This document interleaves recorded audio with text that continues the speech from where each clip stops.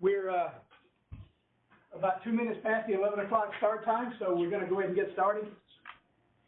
And the next presentation is going to be presented from right here in Manhattan. And we're going to talk about resources for CVEBs, and we're going to hear from NVI. I'm going to put up their presentation, and I'll let them give introductions.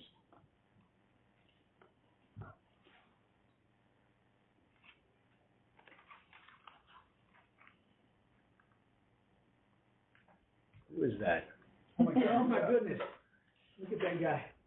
Let me get that straight out of here real quick. That's horrible. Look good with the beard. That is fine. Oh, thank you, sir. That's all right. Yeah. I'll let you.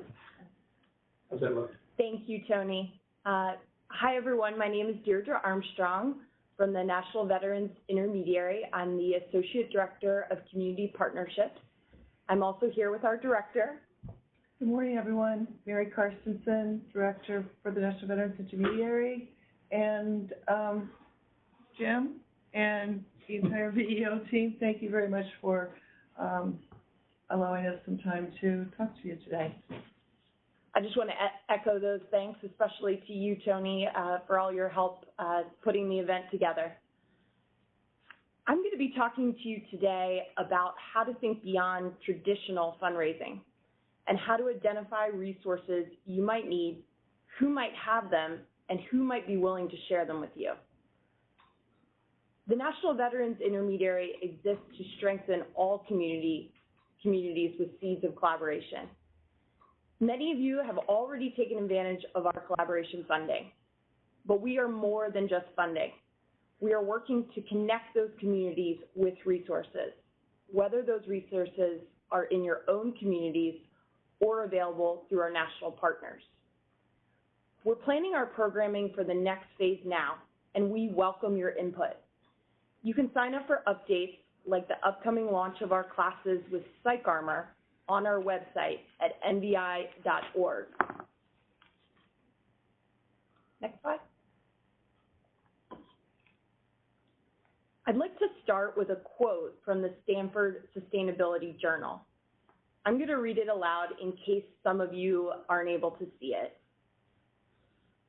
Quote, collective impact efforts are most effective when they build from what already exists, honoring current efforts and engaging established organizations, rather than creating an entirely new solution from scratch. Today we're going to talk about how this seminal collective impact concept applies to resources, and specifically resources beyond financial grants and funding. Too many of us get stuck when it comes to fundraising because of substantial barriers to access. But if we reimagine that idea of contribution and engage stakeholders to contribute in new ways, we can build sustainability and increase our impact and establish a collaborative platform that will make our initiatives more attractive to funders in the future. Next slide. I'm going to talk you through the traditional sources of funding and then lead you through options that may be available to you for no cost. I'd like to expand your concept of resources and show you how to access them.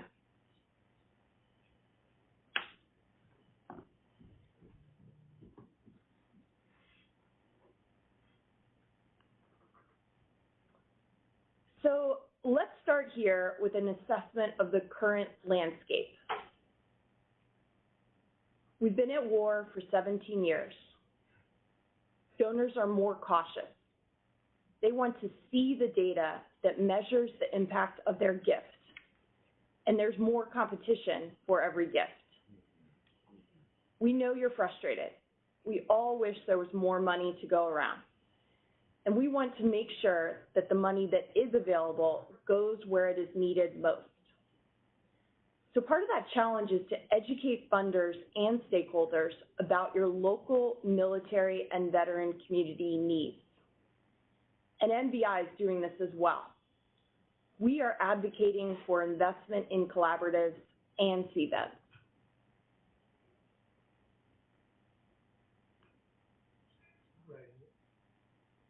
There we go. I've listed traditional funding sources here. There are several categories of grantors, and each organization within these categories has its own requirements, timelines, and donation limits. The bottom line is this: it takes time and investment to seek funding, and the reporting burden can be significant also. And for all of these, you need to build in sustainability because the grants are for a limited period of time. Locally, you may also be competing with other social issues, but there's an opportunity to advocate for yourself into multiple funding streams, since veteran issues truly span the whole spectrum. So today, we're going to take a look beyond these traditional funding sources to identify other resources and other stakeholders who may be able to contribute to those resources.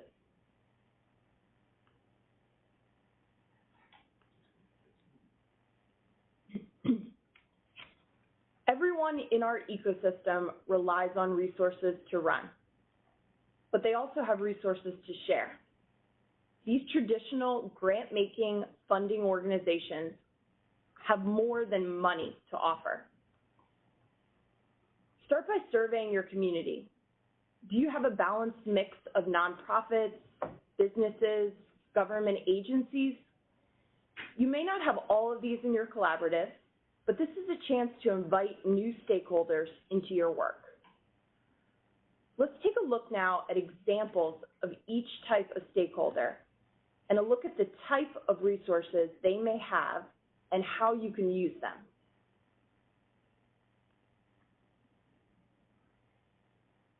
Before I dive into this, I'd like to clarify my definition.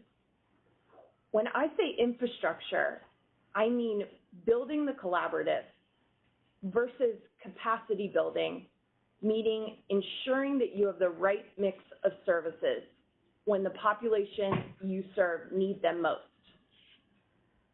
For our purposes today, we're focusing on 3 types of nonprofits: philanthropic organizations, universities, and intermediaries like NVI. All of them have other assets beyond dollars that you can take advantage of, such as subject matter expertise, tools, physical space, experts, and training programs. In addition to infrastructure and capacity, these are great partners for advocacy and knowledge building.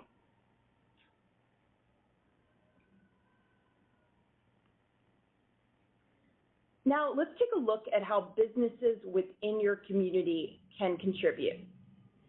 And by businesses, I mean national corporations, consulting firms, law firms, and smaller companies. I'd like to encourage you to start with the local branches of these national corporations.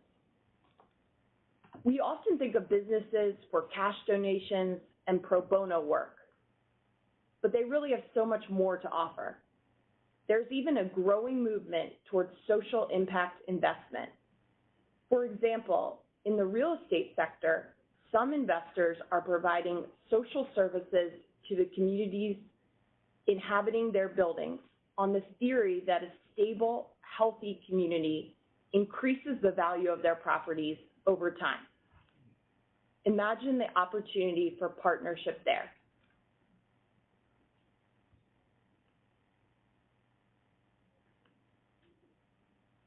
So now let's take a look at how you might be able to tap into resources through government agencies. We've seen 2 ways that local governments have provided funding outside of grants. One is to create tax levies to fund small-scale projects. For example, this was successfully implemented in King County in Washington State. The other is to create actual budget line items to support the creation of a formal backbone organization. This is how the New York City Department of Veteran Services came into being, through the City Council's institutional support. Both local and federal governments also may be able to contribute subject matter expertise, share service providers, publish data, and open channels for advocacy. Both have a voice that can create urgency and convening power.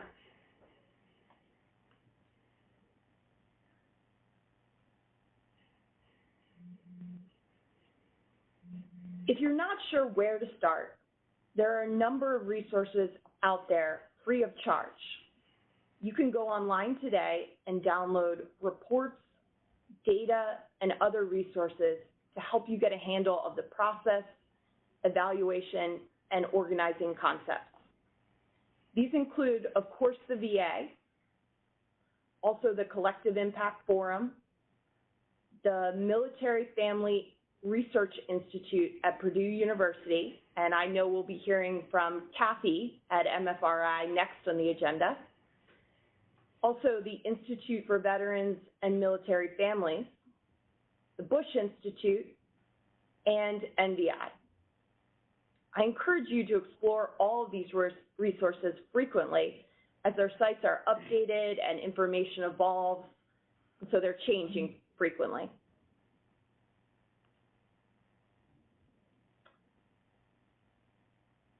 The Bob Woodruff Foundation is incubating the National Veterans Intermediary to harness, support, and amplify the efforts of all stakeholders to improve outcomes for veterans within and across all communities. The intermediary represents both public and private sector interests across all issue areas. We have invited communities in every state to collaborate, and I'm excited to share that 70 communities across 33 states have committed to further collaboration in their communities. NVI offers 4 capabilities to stimulate change in communities.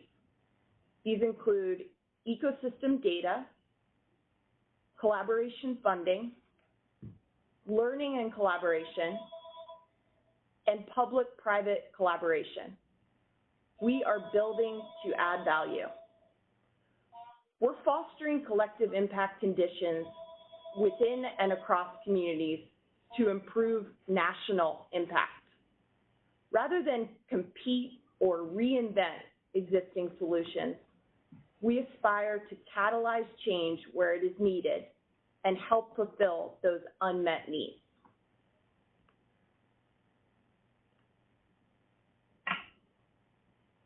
We always encourage collaboratives and CVEBs to establish a backbone organization, because having that organizational structure in place supports all activities, and especially those related to procuring resources. The backbone becomes the de facto leader and manager of the process at every stage. Setting up a backbone will establish defined roles and responsibilities, even if they are initially on a volunteer basis. So whether you are the backbone organization in your community or just hoping to be, it will pay off to collaborate on fundraising and resource aggregation.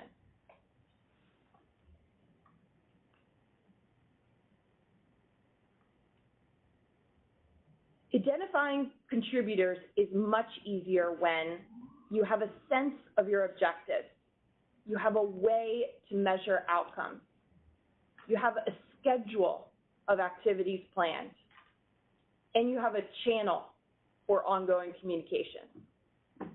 If you haven't yet established these norms within your community, you'll need them to identify possible contributors, to coordinate outreach, and finally, when collaborating with partners, to successfully serve the contributors that you need. Again, the backbone organization can take responsibility for shepherding the members of a collaborative.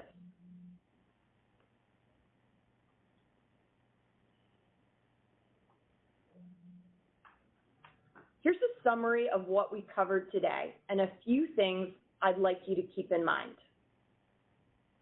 Cash is just one type of resource you need to build a sustainable organization. Service providers shouldn't be the only active members. Bring in those other stakeholders to be a part of every step. The more that you can show you're collaborating for impact, the easier it will be to attract funders and contributors.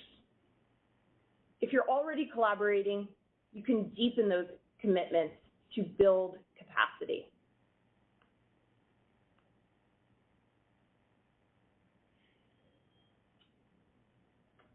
I'll finish with a plug for NVI because I'm passionate about our mission to support CVEBs like some of you on this call.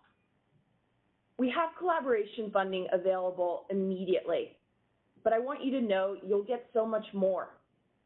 We have data, articles written specifically for you, learning opportunities, organized convenings, online and in person, where you can share knowledge. We're planning more hands-on programming for next year.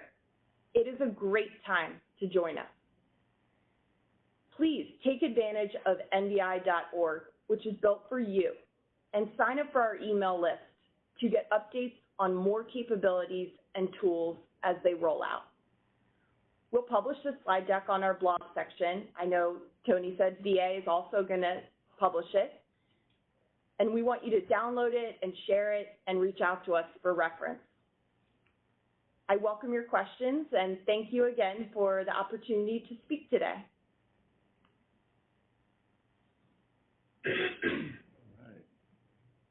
Okay, I do not see any questions in the chat box. Do we have any questions from any of the remote sites, whether it's VTEL or the other telepresence sites, or does anybody want to ask a question over WebEx?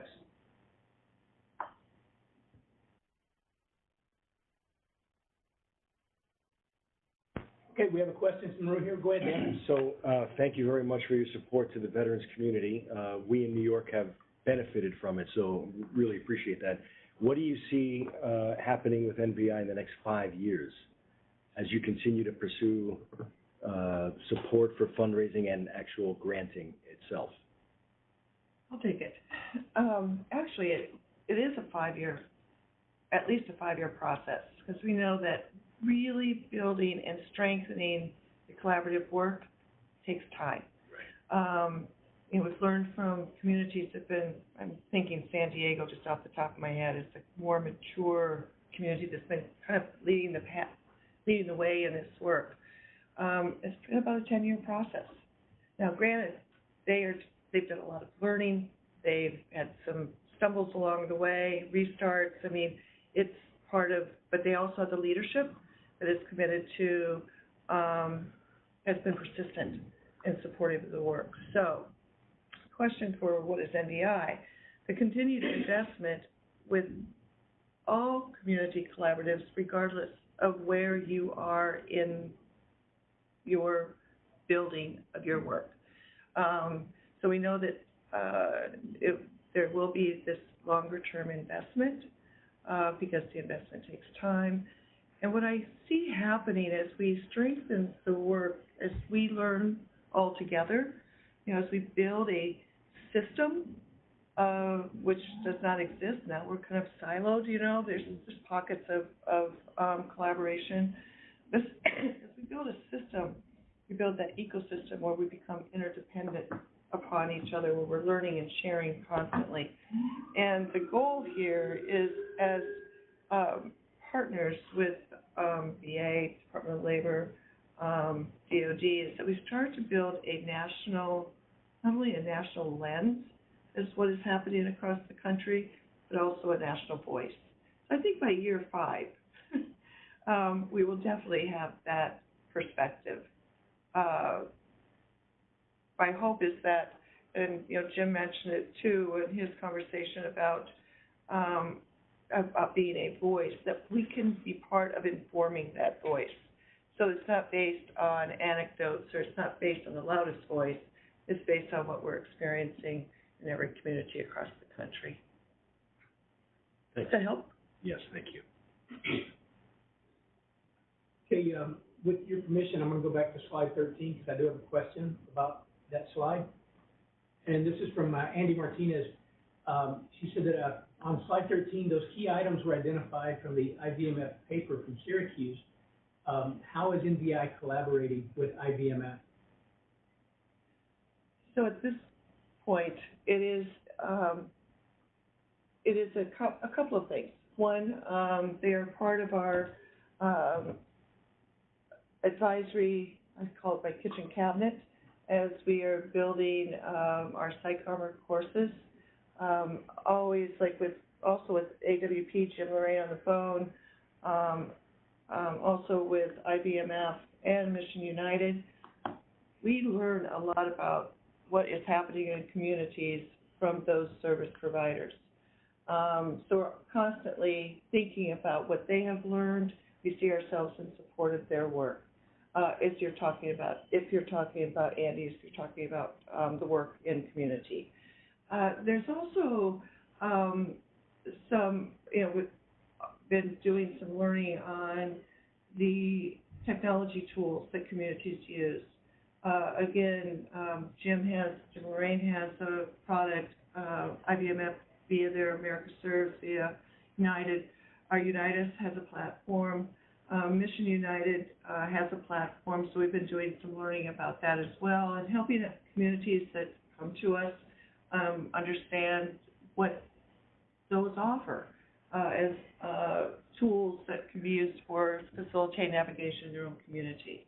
And then also with what Deirdre mentioned is that IBMF as a research institution, along with Purdue, both are providing some really great information down to the county level. And so part of the conversation is always trying to get more fidelity and represent your all's voice with our partners about getting fidelity down to the community level. And data that now is becoming so accessible that the large investment in asset and needs assessments is becoming less and less because a lot of this can be found online with these partners. Does that help, Andy? I'm not seeing an answer, but I'm sure, yes, she said yes. Thank you. Okay, send me some more questions, folks.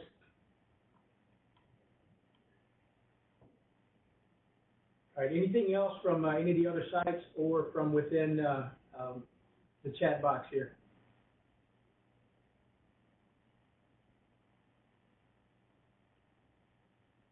Okay, I am reaching out to the next presenter to make sure that we're good to go. And so if I could ask everybody to just stand by for a moment.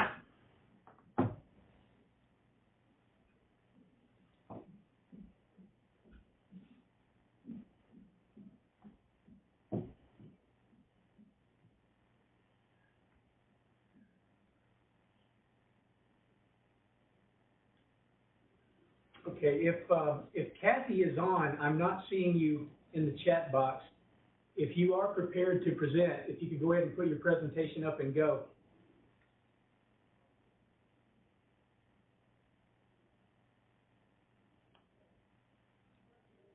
And we did get a thank you from Doug Webb to NVI for always being available to discuss the mission with individual CVEBs. And thanks from us as well for taking the time to be here with us today. Absolutely. Absolutely. Thank you very much, ma'am. Thank you. Thank you. Okay, it looks like